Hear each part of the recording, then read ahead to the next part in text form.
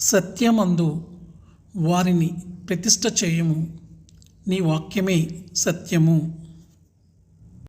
స్నేహితులారా, ఈ వాక్యము ద్వారా ప్రభువైన యేసుక్రీస్తు వారు ఒక ముఖ్యమైన విషయాన్ని వెల్లడి చేస్తూ ఉన్నారు.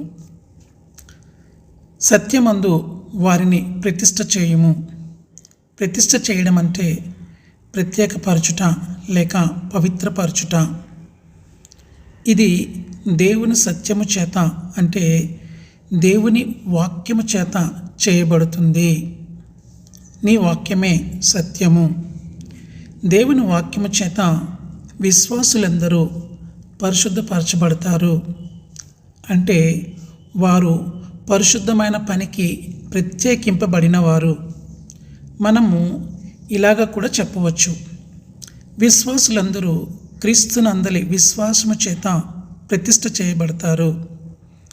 క్రీస్తు దేవుని వాక్యము. ప్రభువైన యేసుక్రీస్తు వారు కృపా సత్య సంపూర్ణుడు. మనము పరిశుద్ధపరచబడినప్పుడే ఈ లోకంలో దేవుని సేవకు అర్హులమవుతాము. అయితే మనము పరిశుద్ధపరచబడాలంటే దేవుని వాక్యానికి, దేవుని సత్యానికి విధేయులై ఉండాలి.